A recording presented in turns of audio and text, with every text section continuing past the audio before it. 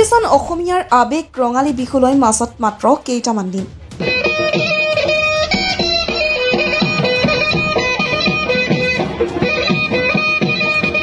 ব্যস্ততাৰ অন্ত নাই জামুগুৰিঘাটৰ ঢোল নিৰ্মাণ কৰা কাৰিকৰসকলৰ।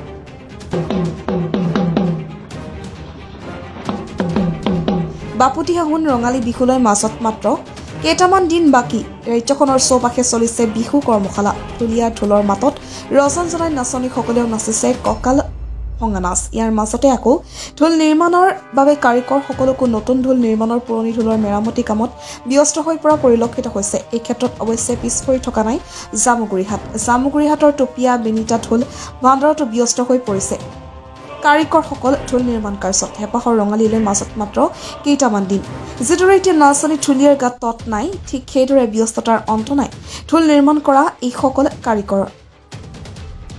নিশাই তেওঁলোক ব্যস্ত হৈ পৰিছে ঢোল নিৰ্মাণত। গ্ৰাহকেও ভিৰ কৰিছে ঢোল ক্ৰয় কৰিবলৈ। টুপিয়াৰ বিনিতা বাদ্য ভাণ্ডাৰ স্বত্বাধিকাৰ নৰেন দাস নামৰ ঢোলৰ কাৰিকৰগৰাকীয়ে প্ৰায় 22 বছৰ ধৰি এই কৰ্মৰ জৰিয়তে পৰিয়াল পোহপাল দি চলি আছে। লগতে কেইবাগৰাকীকো দিছে সংস্থাপন। আমি আগৰপৰাই ব্যস্ত হৈ আছো। যোৱা বছৰ যেনেকুৱা ব্যস্ত আছিলোঁ, এই বছৰ যেনেকুৱা ব্যস্ত বৰ্তমান চলি আছে আমাৰো। যিমান সোনকালে পাৰোঁ বৰ্তমান সোনকালেকে আমি উলিয়াই দিব পাৰিলে আমাৰো ভাল হয়। আৰু কাষ্টমাৰটো আমাৰ আহি আছে আৰু বেচা বিক্ৰীও দুই এটাকৈ হৈ আছে। পুৰণা ৰিপেয়াৰিঙো বৰ্তমান হৈ আছে। আমি যিমানখিনি আগবাঢ়িব পাৰোঁ ভাল। ৰাইজৰ কাৰণে আমাৰ শুভেচ্ছা জ্ঞাপন থাকিল। এইবাৰ আছে মানে এতিয়ালৈকে সময় আছে বাৰু বহুতো কৰ্মশালা হৈ আছে আৰু আহিছে।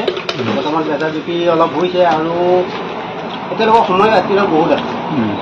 কৰ্মশালাৰ কাৰণে যিখিনি ঢোল বেচিবলগীয়া আছিল, যিবিলাক নিবলগীয়া আছিলে নিলে বাৰু।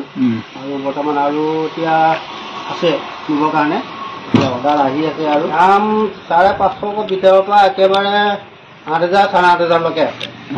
আপোনাৰ 3,500 আছে, 2500 আছে, 8,500 আছে, 550 আছে, মানে লাষ্ট 550লৈকে আছে।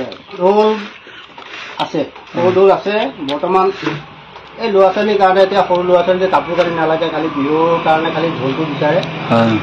এইবিলাক হ'লে খেলনীয়া নিচিনাকৈ আৰু সিহঁতে 2-4 দিন বজাব, ফূৰ্তি কৰিব, তাৰপিছত পেলাই দিব। সেইকাৰণে সৰু ঢোলটো আমাৰ অলপ বেছি চলে। বস্তু দাম বহুত বাঢ়িছে। যোৱা বছৰ যিমানখিনি দাম আছিলে এইবাৰ তাতকৈ অভাৰ বাঢ়িছে। আৰু চামৰাটো পাবলৈ অলপ কঠিন হৈছে। আমি বাহিৰৰ পৰা আমি অৰ্ডাৰ কৰি যিমান বিচাৰি দিছিলে আমি আনিবলগীয়া হৈছে। বৰ্তমান আজিও 8 পিছমান মাল আহিছে, বেছি মাল অহা নাই আৰু মাল আনিবই লাগিব। এতিয়ালৈকে ঢোল নিৰ্মাণ কৰি আছোঁ আৰু এতিয়ালৈকে ফিটিং হোৱা নাই। এতিয়ালৈকে ফিটিং হ'ব কাৰণে আৰু এসপ্তাহমান লাগিব। সকলোৱে মানে যিমানখিনি পাৰিছে আগবঢ়াই কৰি বাঢ়ি গৈ আছে।